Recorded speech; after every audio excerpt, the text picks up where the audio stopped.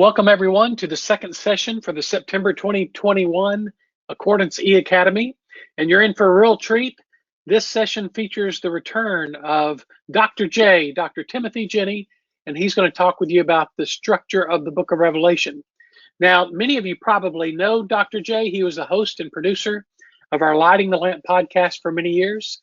He holds a PhD in Ancient and Biblical Studies from the University of Michigan and graduate degrees in History, Biblical Languages, and Near Eastern Studies. He also has served as a pastor, a high school teacher, a college professor, and he's also the author of the Revelation section in the Life and the Spirit New Testament commentary, which is not only available in accordance, but it's also on sale this week and next. So be certain to check that out. You'll want to get some of that. Now, some of you have already asked. There's not a handout for this, but you will have access to all these slides in the sense that we're going to make this video available for you after the fact. You'll get a link to this particular, essentially this live cut, and then I will do a mild edit later that we'll post probably by Friday to YouTube and Vimeo and our website. So stay tuned also for then. We've got a coupon code for a discount that's only being advertised to all of the attendees for our E-Academy today. And also, Tim is using his own camera system. So normally we tell people that they can adjust the size of the image. If you're trying to do that today and it's not working, well, it's not going to work because he's controlling that, and so we're just excited to see his face again after all this time. So anyway, Tim, I'm going to turn it over to you. Well, thank you very much, Rick. It is good to be back and doing something for Accordance. I've certainly missed it. Although, folks, I've got to tell you that in the last couple of years, my skills have gotten a little rusty. I actually had to call on Rick and Mark Allison for help with an Accordance search this week. So it was a little humbling to be in the position that many of you were often in, asking me for questions. I think it was probably good for me. Well, the first question I often get when I talk to people about working in Revelation is, how in the world did you get into Revelation studies? You seem like such a normal person. And you can see me moving the camera around. Well, it's a really interesting story.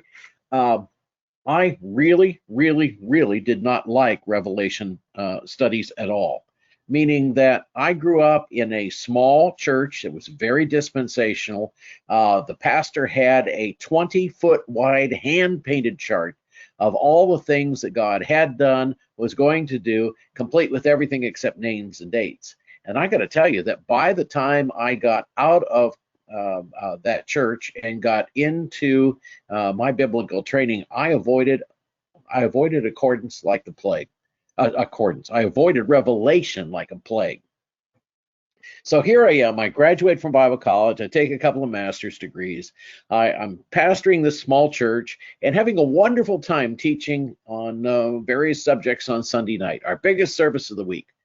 So I decided it'd be really good for people to have a background in the kings of Israel and Judah.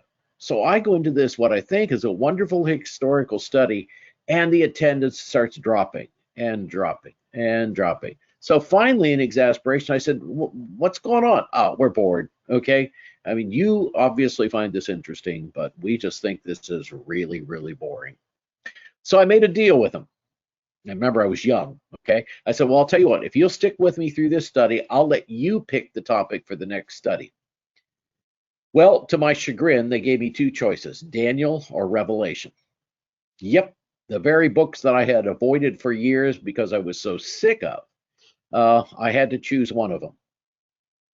Well, interestingly enough, I had been working on my PhD at the time and had been studying apocalyptic literature at University of Michigan, just not Revelation, mind you, okay?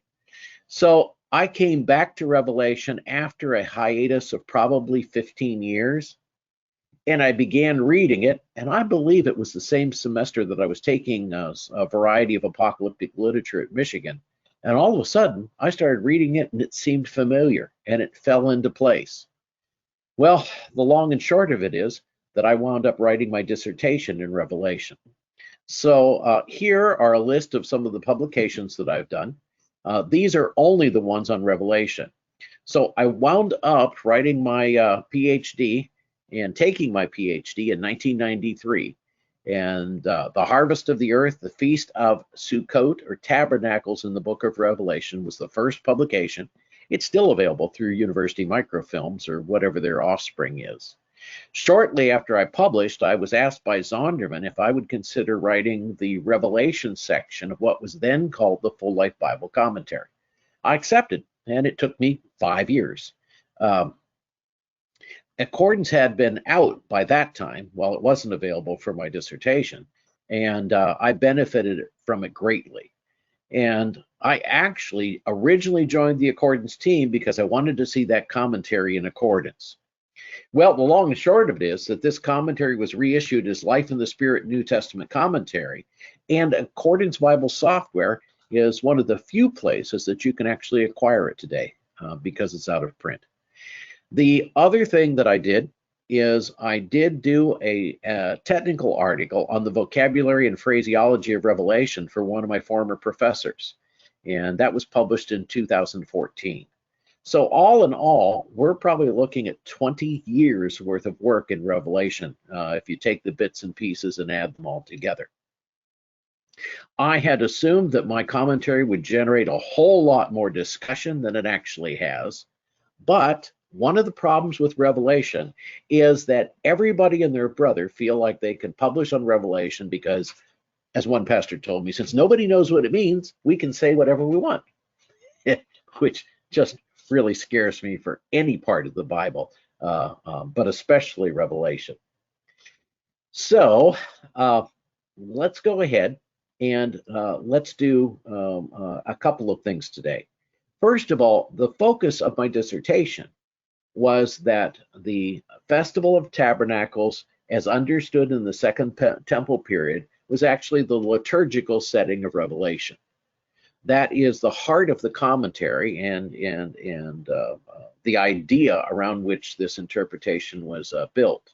We're not going to do that today, and I may be able to do it sometime in a webinar if there's enough interest. But what we're going to do today is a lot more frustrating in some ways and a lot more detailed in some ways. And that is, how do you date Revelation? What is the structure of Revelation? And how in the world are the two connected? So without further ado, let's go to the next slide. Okay. By the way, I just want to mention that this one is available in Accordance. I actually have it myself in Accordance, although of course I have a hardbound version as well. And I'd encourage you to pick it up from our good friends there in Altamont, Florida. Okay, so here's the first thing that I discovered. Revelation is not one kind of literature. You may be aware that there's an argument, is Revelation prophecy, or is Revelation apocalyptic, or is there a difference between the two? In fact, Revelation is a complex blend of 5 different kinds of genres or subgenres, if you want to call it. The first is an epistolary intro and a conclusion and 7 letters, and all of those fall into epistles, or if you like, letters. Basically, the book sort of opens with both an apocalyptic intro, then it's followed by the normal intro for an epistle.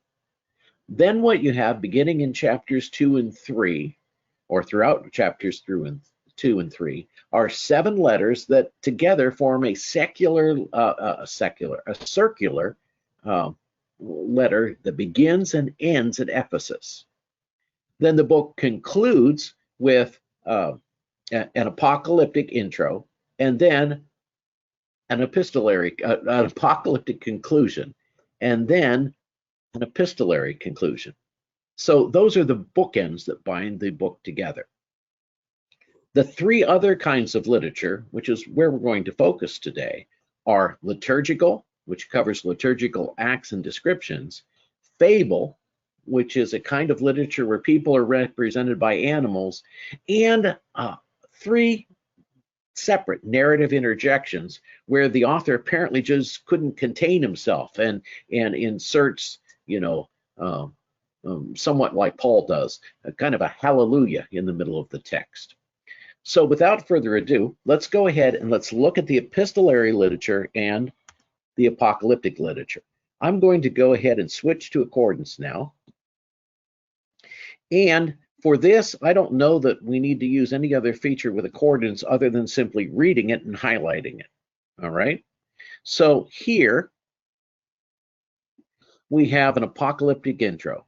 The revelation of Jesus Christ, by the way, here, let me click off my webinar, my web camera.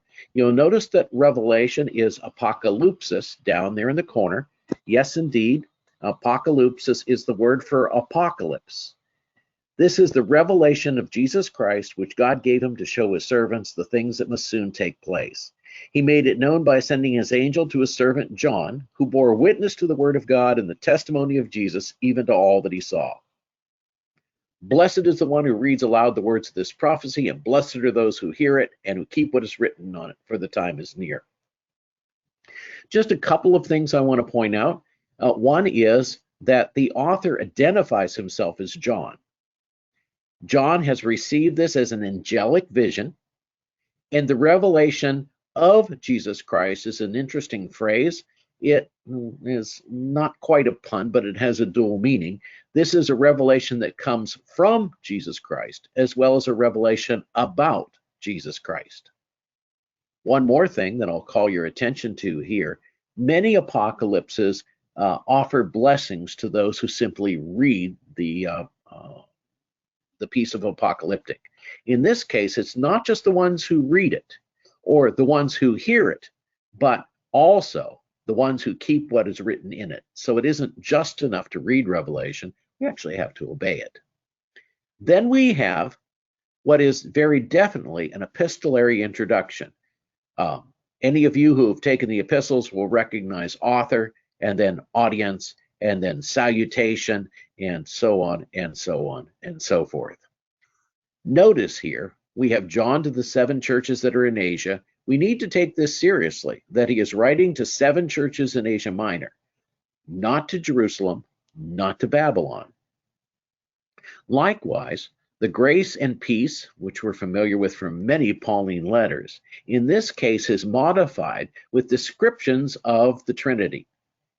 So the Father here is described as the one who is and was and is to come. Now notice that that is not in chronological order.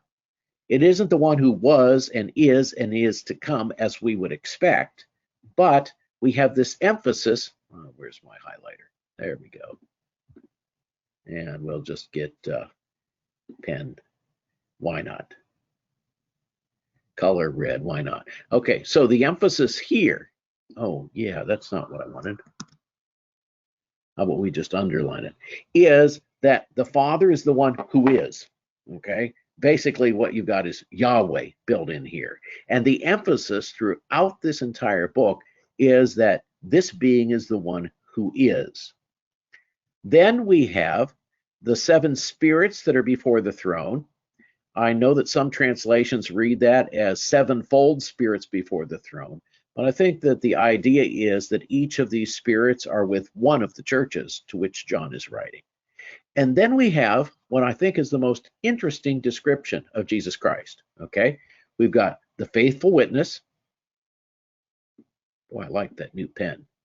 The firstborn of the dead and the ruler of the kings of the earth. In essence, what we have is kind of a Philippians chapter 2 sort of description of Jesus's heroic acts. First of all, he's the faithful witness, and notice that the word witness, let me get out of the highlighter mode for a minute. Notice that the word witness is martus. This is the word from which we get martyr, and this book probably represents the transition between martyr and martyrius as witness and to witness, to witness being someone who witnesses to the extent of giving their life. So Jesus is not just the one who testified about God. He is the one who actually gave his life. He was the martyr, which follows nicely with the one who is first born from the dead and ultimately has been raised to become the ruler of the kings of the earth. This is the path that our author has set forth for all of those that will follow Jesus Christ. Be a faithful witness, rely on the resurrection of the dead as Christ has been raised, so also you will raise, and then you too can rule and reign with Jesus Christ. All right, so we have a benediction here, and now we are into the body of the letter. Now, let's go ahead. Oh, this is going to be fun. Let me slip this over just a bit, and let's go to the end of Revelation right here. Okay. So notice we have this sort of typical warning about apocalyptic. Since apocalypses were regularly added to, often in the author's own names, we've got some sort of warning to anyone who adds to this book. So this is the end, stop. Nobody, don't believe anything written beyond this point. And then we have this real short benediction. The grace of the Lord Jesus Christ be with us all, amen. So I don't know that any of that is controversial. Let me see if there are any questions on that much. Yeah, the only question we have so far, so it must not be too controversial, is the question is, so then in 1:1, Revelation 1:1, where it says of Jesus Christ, would that be both an objective and a subjective genitive? Do you have an opinion on that? Objective and subjective genitive. Oh, now after several years off, you're going to sort of nail me with this. There's a genitive use, and then isn't it an ablative use? Somebody, some Greek expert, help me out here. It's been so long since I looked at those terms, it isn't even funny. But yes, you definitely have a pun on the different uses and playing with this genitive here. Absolutely. By the way, I should have pointed out that I'm going to do this in English, and that includes the word studies, just to make it as accessible as possible for everyone who's attending today, whether you have Greek or not. But I've got the text of NA28 over here on the right-hand side, so those who are comfortable with Greek can see what I'm actually doing. Mark, did you get any clarification on that? It doesn't look like we have any clarification. Let's see. Oh yeah, we do too. Ken Hall says, yep, the of can be ablative. Okay, and there we go. And we have another one. I believe it's both source and objective genitive. And then someone else is suggesting maybe a plenary genitive. And then Pablo is saying they could be both, but the immediate context points to a subjective. And then an accordance question, how did you get the two windows side by side? All right, let me close this. I'll go ahead and get rid of this, okay? What I did was I simply opened this ESV text with Strong's. I got a normal tab here, and I actually decided that, yeah, you know what, this is the one that I wanted. I picked it from my English text here. Whoops, that is not what I wanted to do. Then, rather than clicking on the plus sign, which gives me another tab here, what I wanted to do was to add a parallel. So I clicked over here, and I could have chosen, you know, any one of these texts, but what I wanted was NA28. So that gives me parallel text, which also gives me this neat cross-highlighting feature. And then the only other thing that I did for this webinar was try and make the text a little larger. I realized back when I was doing podcasts that a lot of people will watch these in the car, hopefully not driving, okay? But in the car, and the text can be very, very small if you're using some sort of mobile device. So I just made sure that the text was large enough. Anything else, as long as we're taking questions, Mark? Yeah, just as a point of clarification, For everybody else that might be listening, Kristen is saying, concerning this written in Greek, oh, I'm sorry, there was a different one. Oh yeah, this is from Joseph, actually. It's a difference between subjective and objective genitive. In other words, a mother's love can either mean the son's love or the mother's love. But yeah, just for clarification for everybody else. All right, and yeah, this one's from Kristen. Concerning this written in Greek, is your understanding that the John is the disciple, or do you think it is possible that it might be a different guy named John? Also, is your understanding that all of Revelation is authentic to Revelation, or do you believe some parts have been added later that by someone other than the author? Ooh, good questions. Okay, I'm going to take a very controversial stance. You ready? Okay, I believe that this is actually the Apostle John. Yep, the son of Boanerges who tried to call fire down from heaven. Right? He was one of those guys, wasn't he? Maybe? Well, here's the deal. I realize that the scholarly support for John writing the gospel is very, very strong. Typically, people also date the writing of the gospel late, around 90. And so they say, look, Revelation is so very, very different. Its language is so coarse and rough. And believe me, if there is any book in the Bible that will absolutely mess with the nice, neat grammatical categories that you have of how Greek ought to be written, it's going to be Revelation. I date Revelation very early, say 68 AD. And I think that it was written, yes, by John, who was the direct disciple of Jesus. I think it is much more likely that if the two were not written by the same person, that the gospel was written by somebody else. Now, still using authentic traditions from the Apostle John. I have no objection to that.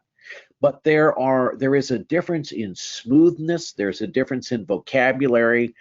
It's possible, okay, but it would have had to have been a very deliberate decision to write the gospel in much smoother and much simpler Greek.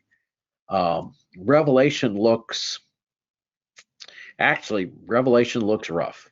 I don't know how else to put it. Even for apocalyptic, it looks rough.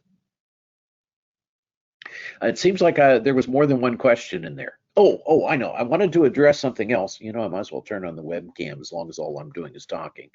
And that concerns this use of the genitive.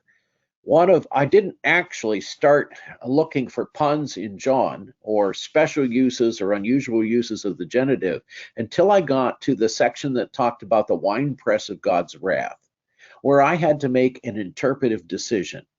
Of course, this is the winepress that from which all of this blood flows that are, well, okay, wine that comes up to the horses' bridles that we understand as an analogy for blood. But the question is, the winepress of God's wrath, it's an unusual construction, but is the wine the thing that makes God angry, or is the wine a result of God's anger? Does that make sense? In other words, is the punishment that God is bringing the result of what has already happened? Or put it this way, is the blood that flows from that winepress those of God's enemies or those of God's children? Using it is traditionally thought that it is God's enemies, that he is going to absolutely wipe them out. I came to the conclusion that it was actually the blood of the martyrs, that there were going to be that many martyrs. And that's what sort of encouraged me to start looking for other genitives that may function one way or the other. Well, anyhow, suppose we get back to the structure. All right, so let's go back to the slideshow for just a minute. I'm going to go ahead and just get rid of that navigator here. Now, the question is, at least I thought I was, slide only. Okay, and we will get rid of that formatting slide as well. Okay, so epistolary and apocalyptic literature we can generally tell by reading. But I don't come from a liturgical background. So the question was, as I began reading through Revelation and I saw the liturgy, I began to ask, are there sections or chunks of Revelation that are devoted to liturgy?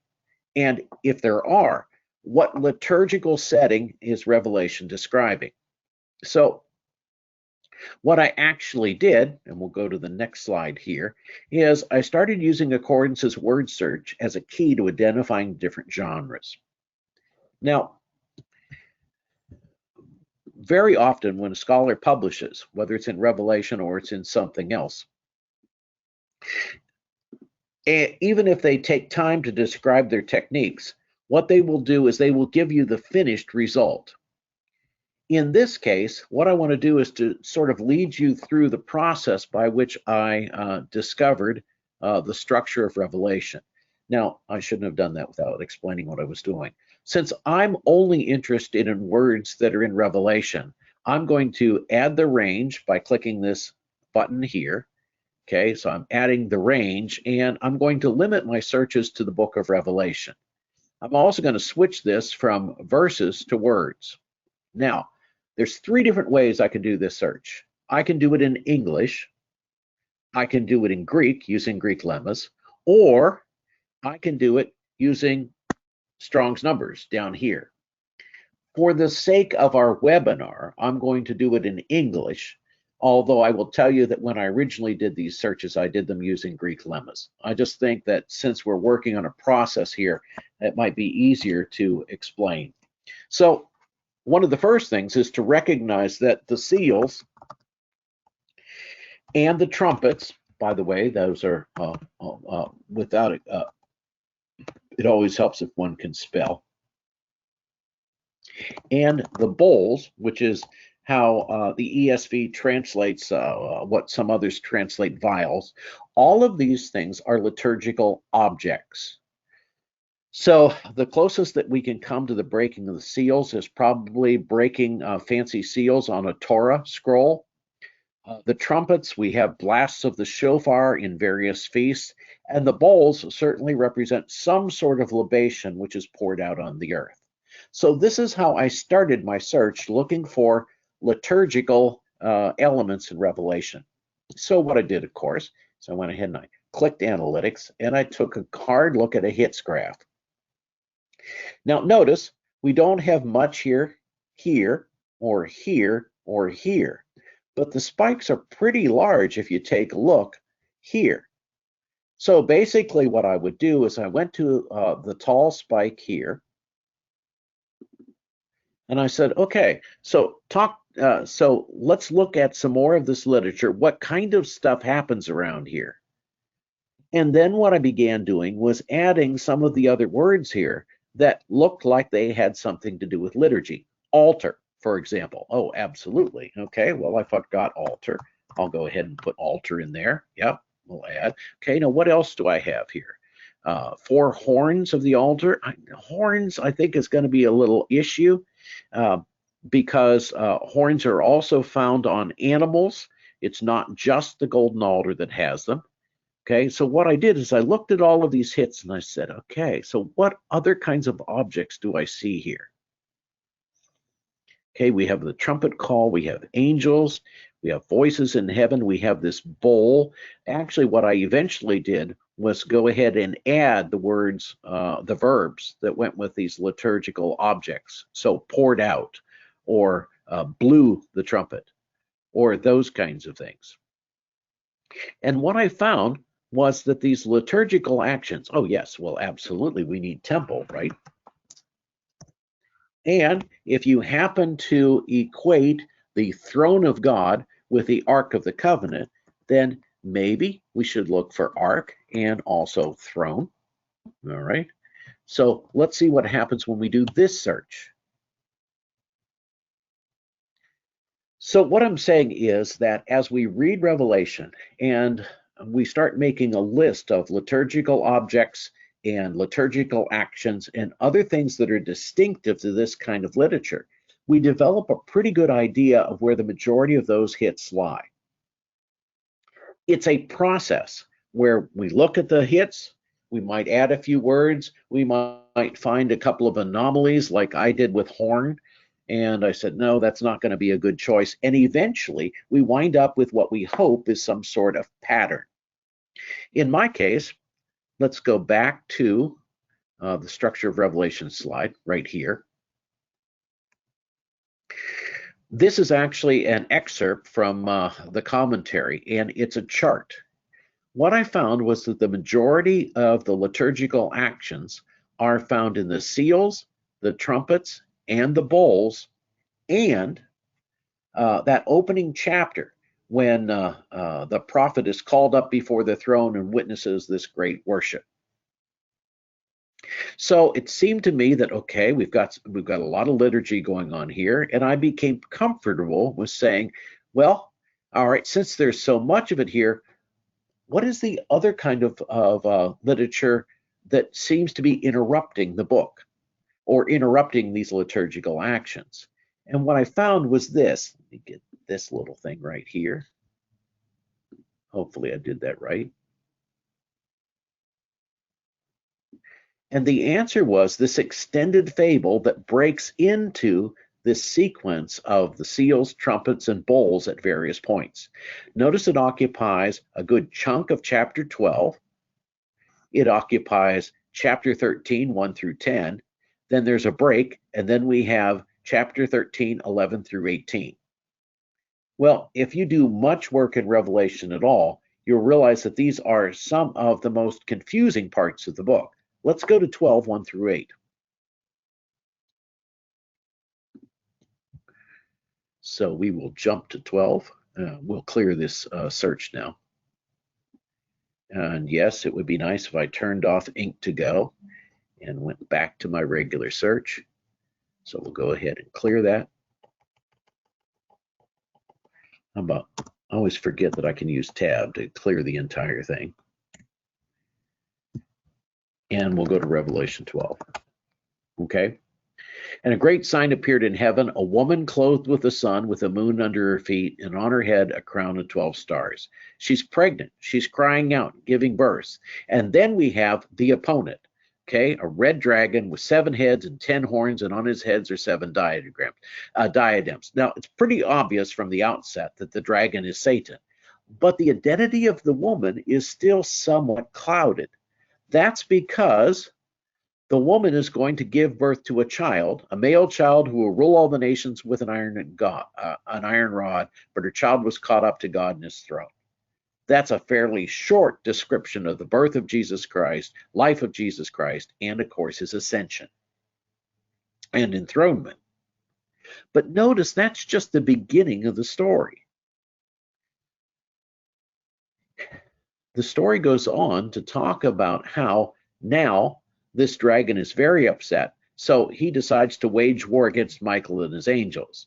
He loses the war against Michael and his angels, and then he decides that he is going to go back down and pursue the woman, okay? The woman who has just given birth, but she's given 2 wings of the great eagle, so she might fly from the serpent into the wilderness. You can see why I eventually called this a fable. And the earth comes to help the woman, and it opens its mouth, and the dragon is really upset. So here we go. The dragon became furious with the woman and went off to make war on the rest of her offspring. Now, if you're interested in getting an immediate sermon out of Revelation as sort of one of the takeaways from your time here today, I've got one for you. Basically, Satan is a loser, okay? Look at this. He tries to destroy this male child, loses. He fights against Michael and his angels, okay? If Michael's one of 3 archangels, he's not even fighting against all of heaven's forces, let alone fighting God himself. He loses, okay? He gets thrown down, okay? Then he goes after this woman who has just given birth, and guess what? He loses again.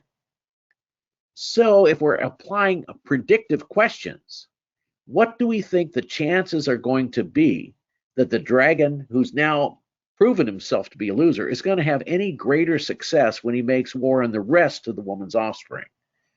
Who are those people?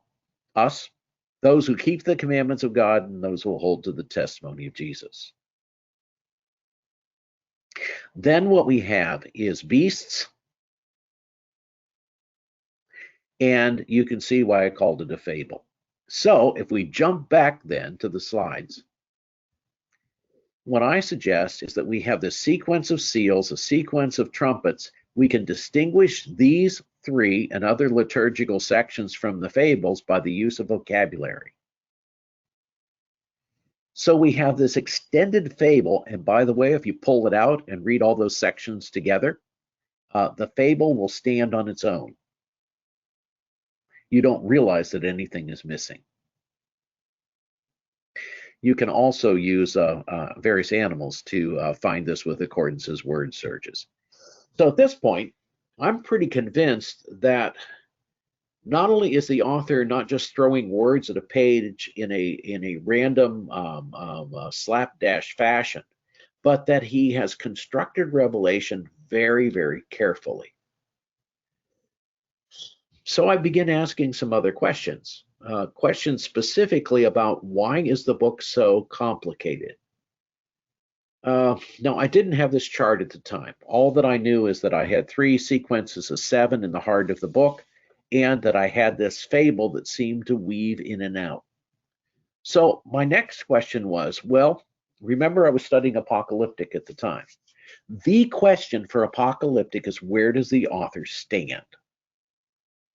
Now, interestingly enough, those that study apocalyptic have come up with some ways to identify where the author stands. So think with me for just a minute. Take a look at example A. Most of us are more familiar with prophecy, specifically the prophetic oracles of the Old Testament, than we are with the genre of apocalyptic. And you will know that the prophets tend to write things as if they have already happened. So while the author stands here, he writes things that are in the future, but he writes them as if he is standing after their completion. So we get translations like, he was wounded for our transgressions. He was bruised for our iniquities.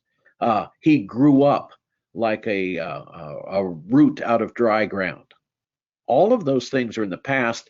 And honestly, I don't think most of the people who sit in the pews of our churches give much thought to it, because after all, it is past in our lifetimes. What we don't think to question is that it was not past when, let's say, Isaiah wrote it, but he captures it as if it is all in the past. Apocalyptic, so this would be an example of how an author writes prophecy, as if he is standing here and looking back on the events and all of them have been concluded. What I found out about apocalyptic is that apocalyptic is often written the opposite of prophecy. That no matter where the author stands, the author always, not always, let's just say often, okay, portrays everything as future. So this is going to happen, and this is going to happen, and this is going to happen, and then this is going to happen, even if some of it is already past for himself. Not just past for us, but past for himself. In fact, apocalyptic, if we actually identify where the author stands, the author probably stands here somewhere in the middle of the events, some of which were past for him, some of which are future for him. Of course, our position on this timeline is going to be very different from the author's. But if we take a look at where the author stands, we have a clue to not only dating the piece of apocalyptic, but we have a clue to its interpretation. So this is what I was taught in Michigan as we began to look at apocalyptic. That one of the ways that we can identify where the author stands is that more space is given to contemporary events. Now, this is the point at which I really, really, really wanted to use accordance to do something that it wasn't designed to do. Watch. So let's go back to accordance here. By the way, remember, I'm writing my commentary and I'm very excited at this point. Okay, so let's go to Revelation chapter 6. Okay. And what I want to do is I want to do a word count on Revelation chapter 6. Okay, so what I'm going to do is I'm going to search for all the words. Why not? I'm going to do a word count. Okay, here. And I also want to do ones that are in range for Revelation 6. Okay, here we go. So I'm excited now, and I'm going over here and I'm saying, okay, what I want to see is Let's see, where is it? Yes. Bars. Oh, wait a minute. Where's my analytics button here? It's changed since I had it. Yeah, here's what I want. What I want is I want a word count. Okay. And wait a minute. Wait a minute. It says book and chapter stats. Okay. So I'm still excited, and I'm looking here and I'm saying show chapter level detail. Well, hey, if I was going to show chapter level detail, why not look up the entire book? And there it is. Okay, here. All right, so here's the number of words that are in each chapter. And what I really want is verse level detail. And guess what? It is not an option in accordance. So guys, programmers, I would love to see verse level detail. And let me show you why. Let's get rid of this analytics pane here. Let's go ahead and go to Revelation chapter 6. Revelation. Oh, okay. 1.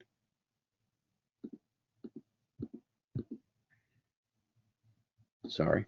There we go. There's chapter 5. And here we go. Revelation chapter 6. All right. If it's true that the author is going to use more space as it gets closer to him, then I ought to be able to take these seals and I ought to be able to count the words and I ought to be able to see how close the author is. So here's what I do. I'll even ignore this introduction right here. So here's verse 2. Okay, so the first seal, we got 1 verse. We'll count verses. Okay, second seal, we've got 2 verses. Third seal, okay, a little bit more, okay. Fourth seal, about the same as the third seal, okay. Fifth seal, oh, look at this. A lot of detail. Then look at the 6th seal.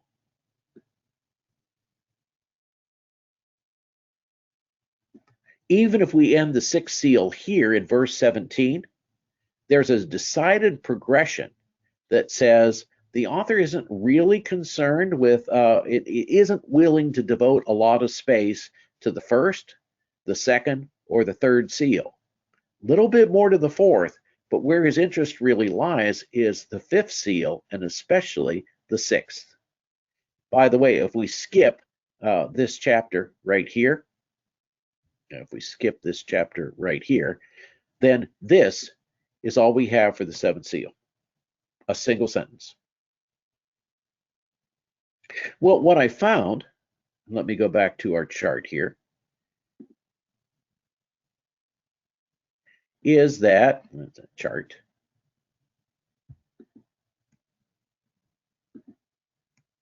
There we go. So we've got 2 verses here, 2 verses or 3 here, 2 verses here. And I found that the same pattern was repeated in all 3 sequences of 7. So very, very short for the first 4. Quite a bit more for number 5. And number 6, without exception, happened to be the longest and most detailed description. Then, again, without exception, what we've got is a very short description here for the age beginning. So the question is, how am I supposed to understand Revelation? Well, at this point, since I saw some, why not, congruency between the 7 seals and the 7 trumps and the 7 vials, I got to asking some what for me became very painful questions. Probably the hardest thing about researching the Bible is laying aside our preconceptions, and especially if we've held ideas for a long time. I was raised in a dispensational church, and while I didn't particularly like the detailed chart, I was still pretty committed to being a dispensationalist, and more than that, committed to the idea that first we have 7 seals, then we have 7 trumpets, and then we have 7 bowls poured out. In other words, the sequence like this. There is another possibility, though, and that is that what we've got is that each of these sequences of 7 are meant to be read as simultaneous or congruent, if you like. that what we've got is 3 run-throughs of what basically is the same event. So seal 1, trumpet blast 1, and bowl 1 are all blown, poured out, or broken at the same time. Then you have number 2, then you have 3, then you have 4, then you have 5, then you have 6, then you have 7. And basically what I decided based on the internal evidence of the book was that these were, that the author wanted us to read these side by side as parallel but separate descriptions of what is happening to the earth. All right. And I will confess with some transparency and maybe even some amount of shame that I really struggled with this. That's when I wound up putting this chart together, and I realized that the other thing is that if we take a look at the trumpets and bowls, they're even closer in parallels. The first deals with the earth, the second deals with the salt water, the third deals with the fresh water, the fourth deals with astral bodies. Now, the seals aren't quite so neat. They don't line up in that way. But what we do have is 4 horses. And of course, I mean, obviously, Revelation has to include 4 horses here. And we have various kinds of famine and plague. So now I'm feeling a bit better about reading these as parallels. And then I looked at number 5. And I thought about the occasion of the book. Revelation is actually designed to answer this question. O sovereign Lord, faithful and true, how long until you avenge the earth and judge our blood? And they're told to wait a little longer. Let's go ahead and we'll go to 6, 9, since that's such a critical passage.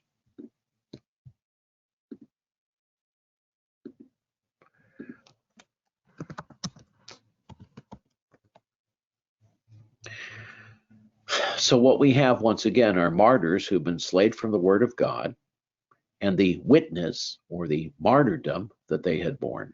Sovereign Lord, holy and true, how long before you will judge and avenge our blood on those who dwell the earth? Then they're given a white robe and told to rest a little longer. But the question is, how much longer?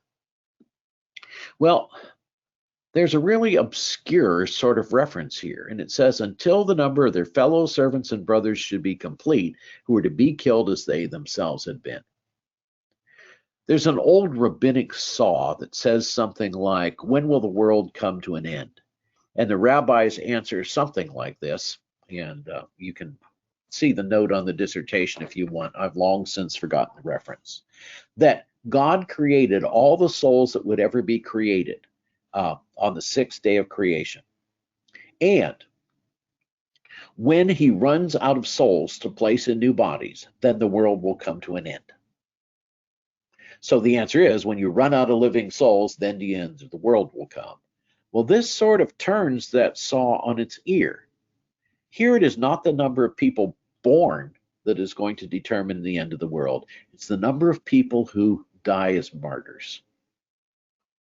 And the answer is, or the image is, that each martyr that dies ticks that clock, that eternal clock, 1 click closer to midnight and the coming of the Lord with his judgment.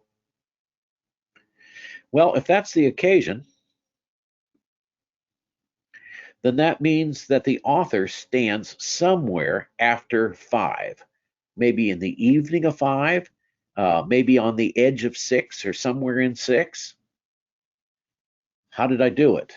Well, not because I came to Revelation with a specific date in mind, but based on the internal structure and the fact that this is where you have the bulk of the content and the bulk of the detail. Not only that, let me see if I can zoom in to this a bit more here. But remember that I began writing the dissertation looking for allusions to the Feast of Tabernacles. Now, Feast of Tabernacles occurs every fall. It's the largest of the harvest festivals. As a matter of fact, it's argued that in ancient Israel, it was actually much larger than Passover. And people would go up to the temple and they would celebrate, and They would bring money and they would have food and drink and all of these kinds of things. And basically, all of the illusions, or most of the illusions that I found to this harvest festival, occur here. Because in addition to the content strengthening, or the amount of space strengthening in 1 through 6, every single one of these sequences is broken between number 6 and number 7. What's it broken by? A great celebration of people worshiping around the throne. Another reason to view the structure of Revelation as a key to dating the book.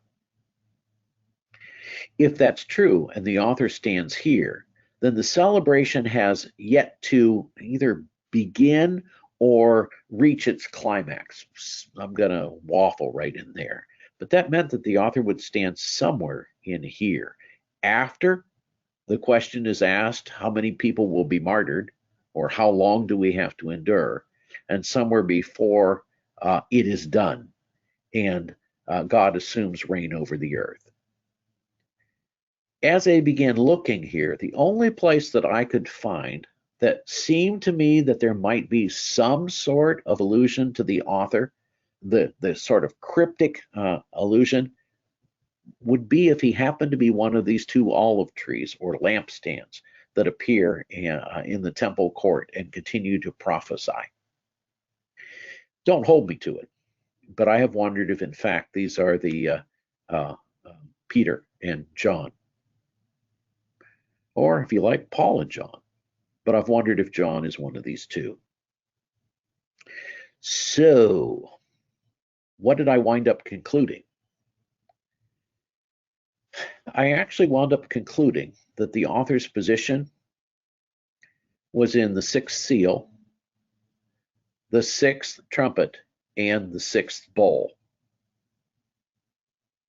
Yep, back to 666, the very place I did not want to wind up.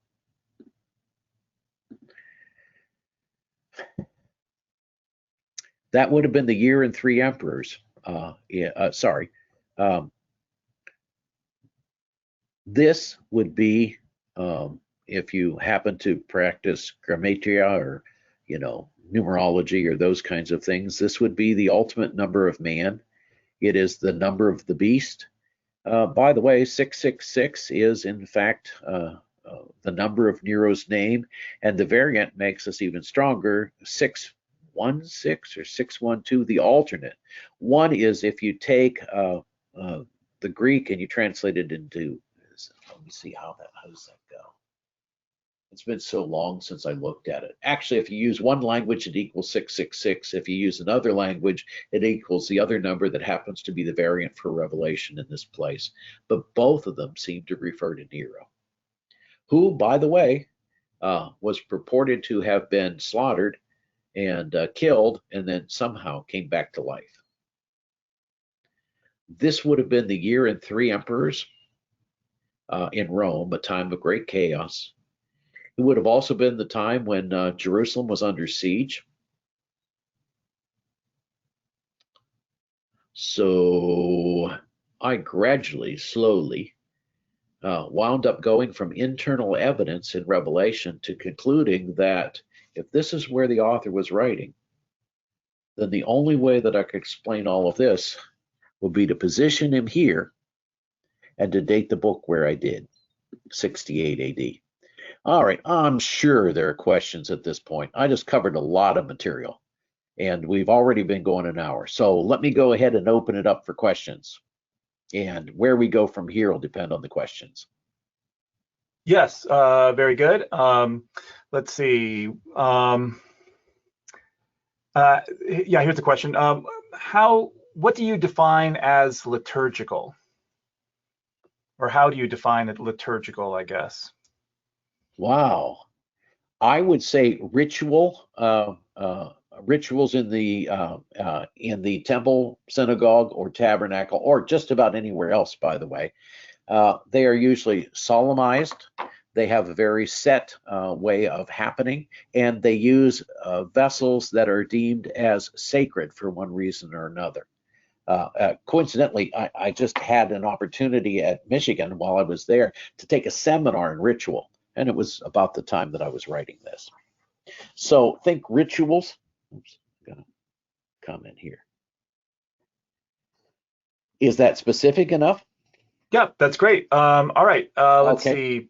By fable, do you mean mythic literature, or is this something Oh, separate? well, I don't like the word myth because of how it is often used in America. We use the word myth and we mean a lie. Anthropologists use myth as a way of speaking about how stories are crafted that represent a human being's position in the world, core values of a civilization. So I don't mean in any sense that the fable is false or it's mythic in that sense. I would say it is foundational. And if you want to use the word mythic or foundational instead of mythic, I'm okay with that. But one of the ways that you bring the gods into a story is you turn the gods into people, you turn the people into animals, and then you can have more of a conversation between them. That's actually what fable does, is it lowers those categories so that there can be interactions that we understand. So that's one of the interesting things about the woman and the child. The child is very definitely Jesus Christ, God, okay? But who is the woman? Are we to understand her as Israel, the church, uh, the collection of all of the people who are going to eventually be raised? I don't know, but that's the sense in which I mean fable. Thank you. And you answered another question about who, the identity of the woman at the same time there. So thank you for that. Let's Well, see. let me say, Go Mark, hang ahead. on. Let me say a word more about the woman. I have not found a precise identity for the woman that I'm entirely comfortable with. I am not comfortable with the idea that the church gave birth to Jesus Christ. I am okay with the idea that the woman might represent Israel, who gave birth to Jesus Christ. Okay, I could understand that. But the woman also gives birth to the rest of those who obey the commandments of God and follow the testimony of Jesus and those kinds of things. Very often in Revelation, the people of God are, I call them bifurcated, okay? There is an equal representation of faithful Jews and faithful Christians who come together to form the people of God. So I can't think of a single female figure that I am comfortable with who is capable of birthing both of those in any sense that I can. Maybe I'm just too Western. But at this point, I kind of throw up my hands and say, I've gone as far as I can. So any of you who are looking for dissertations, the identity of woman would be a great one. That's great. All right. Could you please clarify your comment about Nero coming back to life? Oh dear, you really want me to handle this one? All right. There are two traditional dates for Revelation. One is preferred far more than the other one. The first date, which at the time that I was writing was held in low priority, was that it was actually written during the reign of Nero, who by all accounts persecuted Christians. And if you're interested, read about Nero and take a special look at the city that he built to celebrate himself with the great golden statue that is there. It's fascinating. The other possibility was the reign of Domitian. The reign of Domitian at the time was preferred because Domitian's persecution was greater than Nero's, much more widespread. Nero's seems to be a little bit more local. But the other thing is that we have records in the reign of Domitian that he was Nero reincarnated, or that somehow Nero had risen up from the dead and was about to persecute Christians. So I did see those rumors, and I did see them about the reign of Nero. But since I was looking for information on on the Roman emperors, and I knew I wasn't going to get any sort of clear account from Christian sources. I decided to dig into the Roman historians, specifically Suetonius and Tacitus, and I found a very, very, very interesting a story. It turns out that in Asia Minor, shortly after the death of Nero, a slave rose up, rebelled against his masters, and claimed to be Nero reincarnated. Now, apparently he looked a lot like Nero. He was also a chariot driver, and he managed to convince an entire Roman legion that he was Nero. So the resemblance must have been uncanny. Curiously, on his way back to claim the throne, with this group of soldiers, a storm rose up and sunk him and that Roman division and all hands on board and wiped out the ship.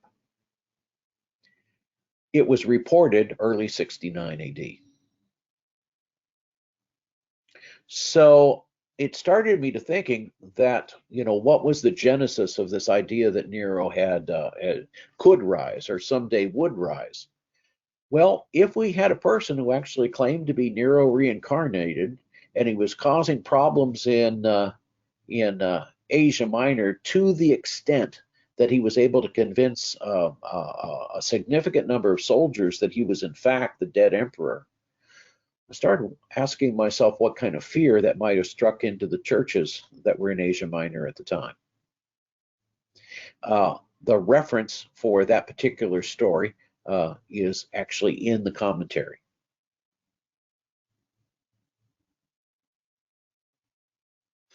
All right, great. Lots of comments here. By the way, I'll bet. Yeah, I just destroyed or objected to a lot of people's interpretation of Revelation. And I must say that holding to this, which is still a minority opinion, has not made me an entirely popular fellow.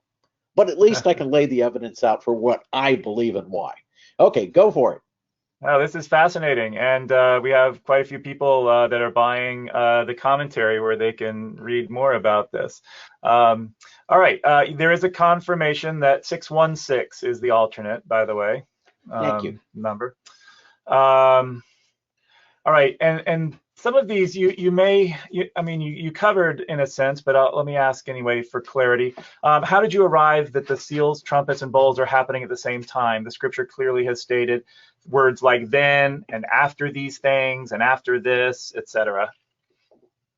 Well, those things are certainly subsequent kinds of words. But the question is, especially since John's in a vision, does it mean that this is the sequence of things that he sees in the vision? So I saw this vision, and then I saw this, and then I saw this. Or are we to take it that the entire vision was continuous, and therefore we should read them as chronologically subsequent rather than visually subsequent? Hey, I managed to get that out. There's no way to sort it out. Yes. Okay. Going through these here. Let's see. So you don't see 7 trumpets coming out of the 7th seal or being the 7th seal, and the 7 bowls coming out of the 7th trumpet. In other words, a sequential view. Is that right? I don't. And as a matter of fact, that was my assumption and default position going in. And I really wrestled with that. But it seems to me we are moving from scene to scene there rather than a continuous chronological narrative. And I felt that I was forced in that direction by looking at here in the trumpets and bowls, by looking at the sequence being identical, and by the amount of space that each of these consumes, that each of these takes as we approach what seems to be the author's position. You can't have an author present. Let's say if these are strung out and sequential, then you can't have the author appear here, disappear, and then appear, here, and then go ahead and appear over here again. You're only going to have the author alive at one particular time. And I would assume that these things, which seems to mark the end, that we only really believe in one eternity and one celebration. So anyhow, yes, that's the direction I went in. With much fear and trembling, but I felt like that's where the evidence forced me. Yeah, thank you. Let's see, a lot of comments about the woman and maybe questions as well. And let me just try to summarize them. A lot of people are asking, isn't it possible that the woman could represent both Israel and the church?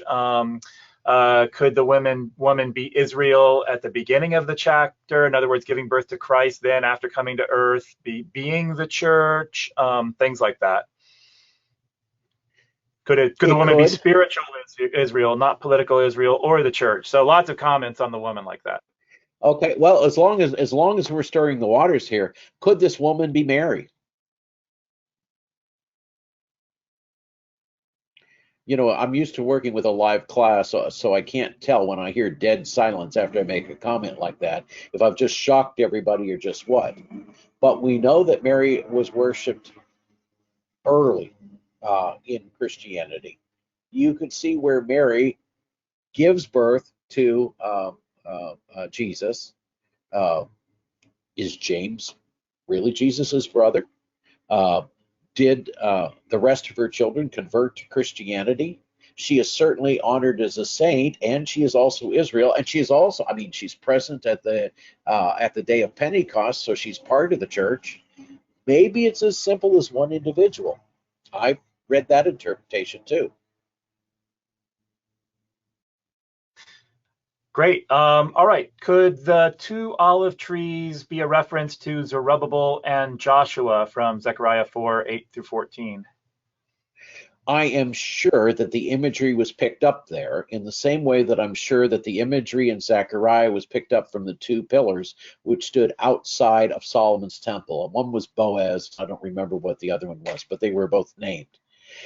It seems to me that one way of describing Revelation would be a midrash on Zechariah 14, where we have this greatly expanded view. I don't even know if I should mention this, but a lot of the elements of Revelation are found in miniature in Zechariah 14, and even some passages if you go back as early as 12. Also, that question that was asked of Jesus, the question that was asked of Jesus, let me think for just a minute. The quotation from Jesus, out of his belly shall flow rivers of living water. Haven't you read this? You know, there are several different interpretations. Are we talking about out of Jesus's belly flowed the water and the blood on the cross? Are we talking about out of Jesus flows the Holy Spirit out of his death? Or are we talking about, as in Zechariah 14, that out of the belly of the earth, or let's say Jerusalem, flows living water that is going to actually cleanse the entire planet? The only one that we can find in Scripture that comes close to out of its belly shall flow is the one in Zechariah, which would support a very strong link between Jesus' saying there, and I'll note that John is the only gospel that records that saying, and some of the images that we find here in Revelation in chapters 21 and 22, where we literally have water flowing out of the temple of God, which of course is situated in Jerusalem, or the heavenly Jerusalem, if you like, and flows to all corners of the earth. All right. Thank you. Let's see. Here's a question. Isn't Revelation about what will take place to and in Israel? The church isn't mentioned during much of this time. Well, that's interesting. Um, why would we write to churches in Asia Minor about what was going to happen in Israel or Jerusalem? And specifically, if we take a look at some of the plagues that fall, at least one of them, and perhaps two of them, say that they fall on Babylon. As far as I know, Babylon is not a particular threat to the churches in Asia Minor. Unless, of course, they mean the new empire that is persecuting the saints, which is very clearly Rome.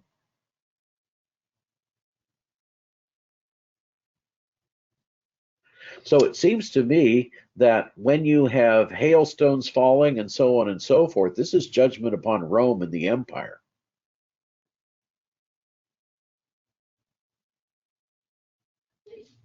Thank you.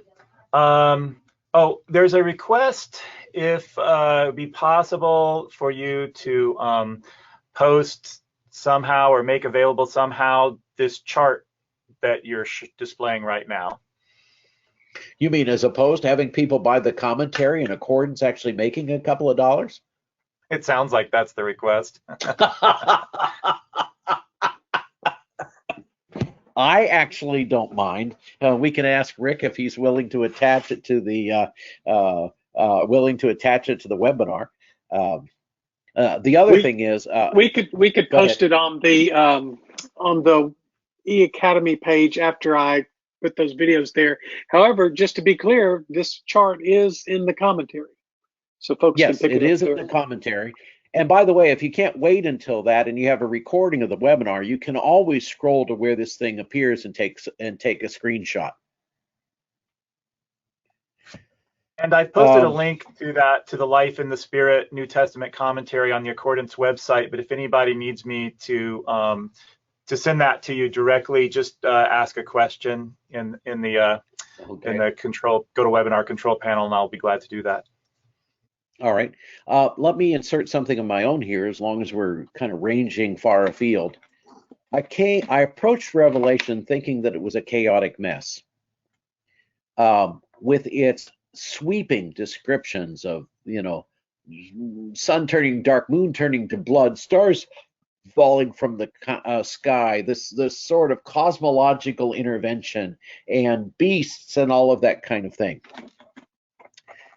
What surprised me was the precision with which Revelation was written. I'm sure some of you at least have gone through Revelation and typed in the number 6, count all words that appear only 6 times, and count all those that appear only 7 times. It's fascinating, the ones that appear only that number of times. I did not take that into my dissertation. But concerning, let's say, why not? Let's go ahead and pick the woman who rides on the back of the beast.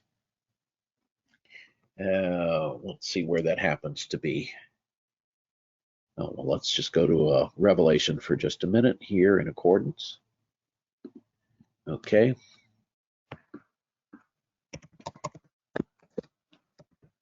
Oh, why not? I think that ESV still calls her a whore. Nope. Okay. Prostitute. There we go. Okay, so here we go. We'll expand the context. How do I do this? Oh, it's a terrible thing to be away from Accordance for a while. All right, here, 1617. Sorry, 1716.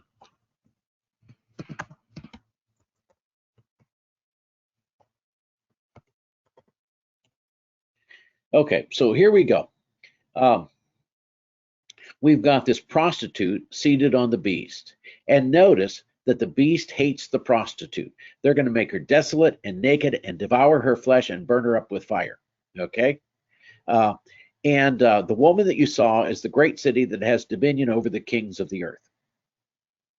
All right, so the question is regarding this woman, who, by the way, is the opposite of the other woman that we saw. Revelation does a lot of these kind of contrasts. Okay, so what is the great city that has dominions over the kings of the earth? That's certainly none of the cities in Asia Minor. It's certainly not Jerusalem. The only one that actually comes down to that looks anywhere near good is Rome. One of the things that I wound up doing was investigating the emperor cult in Asia Minor. There are some who think that the emperor is God is something that started in Rome and then spread to the provinces. Actually, we now know that it started in the eastern provinces and then spread to Rome. And in particular, we have evidence of a cult of the emperor in Asia Minor. Now, by a cult of the emperor, it's important that we make distinctions between two kinds of sacrifices for the emperor. When the emperor gave a city special status, that meant that he, for instance, forgave their taxes for a certain number of years. It was expected that the merchants would go up and offer a sacrifice to their gods, whatever god they worshipped, in the emperor's name. So it'd be something very simple as, here's a meat offering, and I wish to pray for your blessings upon Emperor Nero. Okay, kind of a civic duty sort of thing. But the evidence indicates that Nero was not satisfied with that. He didn't want a heroic offering. What he wanted was a divine offering, where the sacrifice was burned to Nero himself. Now, that is the point at which the Christians objected. And by the way, that is also the point at which many faithful Jews objected. Offering a sacrifice to Yahweh, offering a prayer to Jesus, offering offerings in the church and thanksgiving for benefits that the emperor had bought, no problem. Worshiping the emperor as God, even if you happen to be polytheistic and you're worshiping many gods, is an issue of a whole different sort. And we're pretty sure that that is in fact what Nero had required. And of course, the solution to worshiping the beast that is Nero is to worship the Lamb that is Jesus Christ.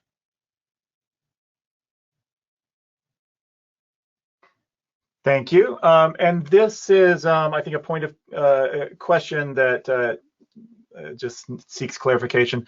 Does the principle that the author uses more space in writing for his moment in time derive from Jewish apocalypticism? Where does that principle emerge? I think you mentioned that, but just maybe want to dive into that a little more. The apocalypticism that I investigated was both Jewish and Christian, and it tends to hold true. Imagine that you didn't believe in prophecy of any kind. Okay, let's just let's assume that nobody has divine prophecy. Then it sort of makes sense that your memory of ancient events and your interest in ancient events is going to be scanter and foggier than your interest in contemporary events. So it makes sense on a secular basis. So this seems to be a pattern in apocalyptic, and of course,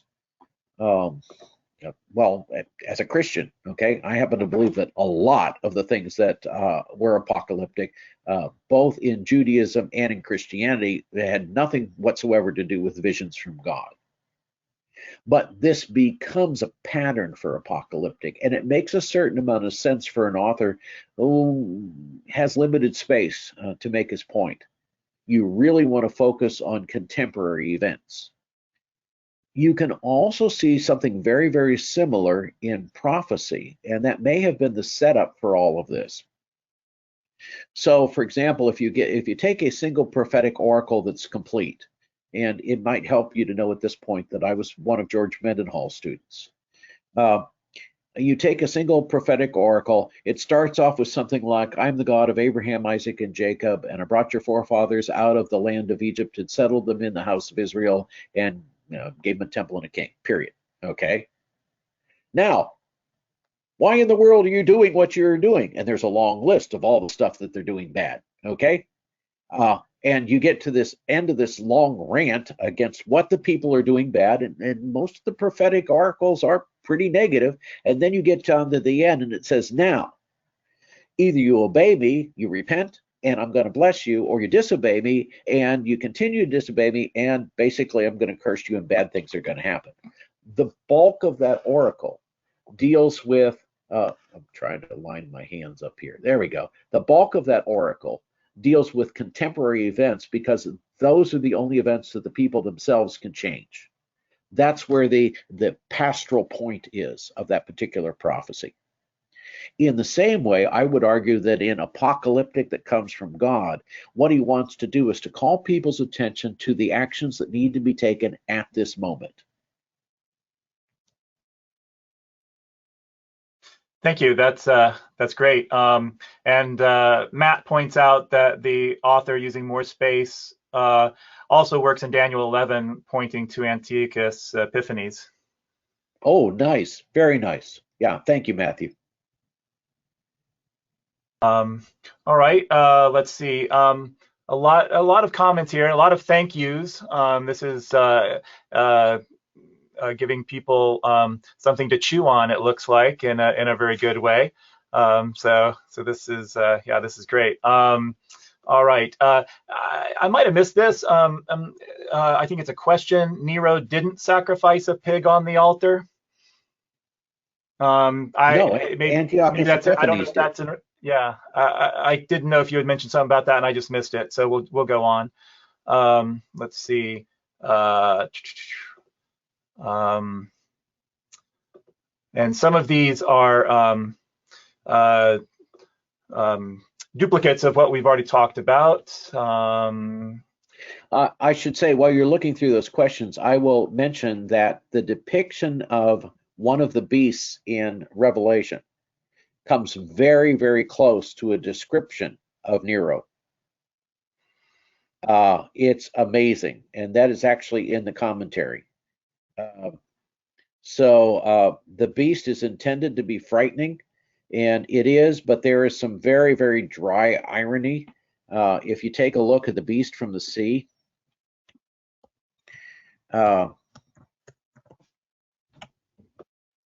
okay, this beast rising out of the sea, if you take a look at it, it says it was like a leopard, its feet were like a bear, and its mouth was like a lion's mouth. Now that sounds pretty scary because all of these are apex predators and all of these are carnivores except the bear, of course, which is an omnivore.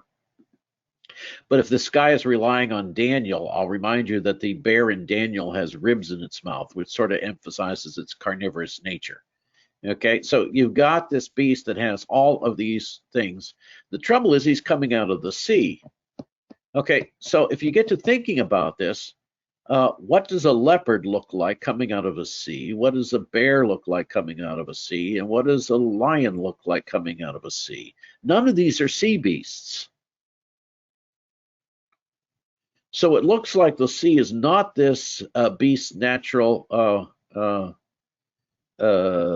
environment. Let's put it like this. So the depiction that I found, and this is sort of amazing, is that Nero had some sort of really, really nasty disease, that he had sores all over his body. He was notoriously unclean and didn't bathe. And he liked going down in the pits and putting on dead animal skins. And at times he would tie, well, Christians as well as other opponents to a pole and pretend he was an animal and rend and tear at them with his nails and his feet and his mouth until they bled to death. Nero did not cut his toenails, and they looked like claws. And interestingly enough, Nero not only had blonde hair, but he also had a blonde beard, which looked for all the world like, oh, and he wore it long and curled, which is how the charioteers would wear it. And he looked like he had a mane. And I was stunned at the description when I looked at it. It looks like a very powerful creature, but if you know any of those stories or you have ever seen Nero, you realize that this person is actually more of a sad, unclean animal than he is a person.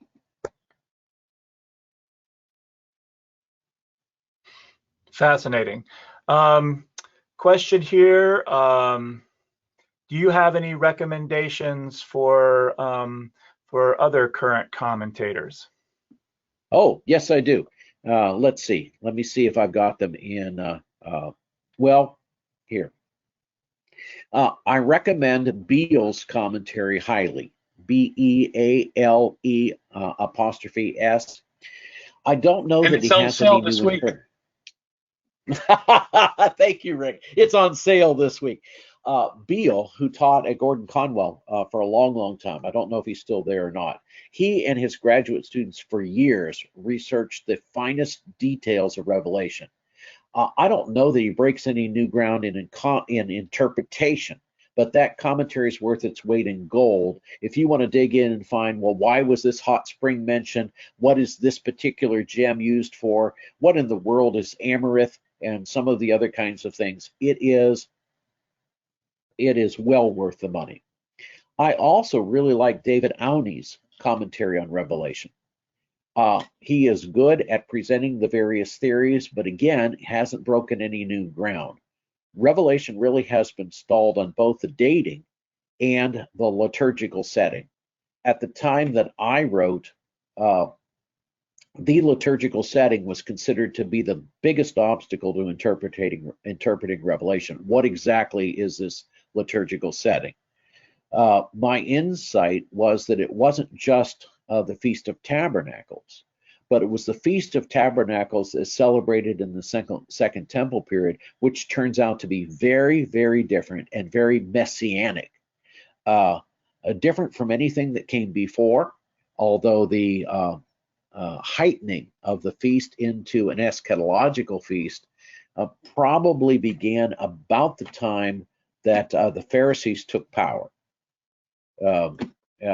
Maccabees, post-Maccabees, and ended about the time that the temple was destroyed, to the point that, well, anyhow,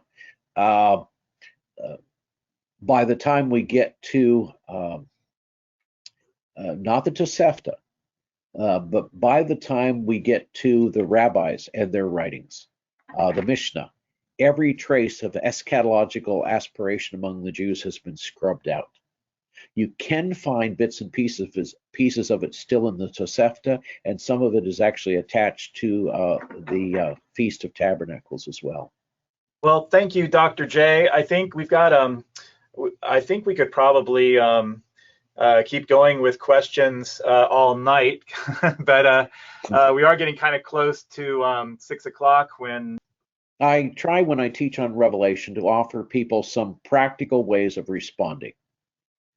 Revelation's biggest message is that God is still in control, that he is definitely going to win, and that we are not to fight spiritual battles with the weapons of this world. If Revelation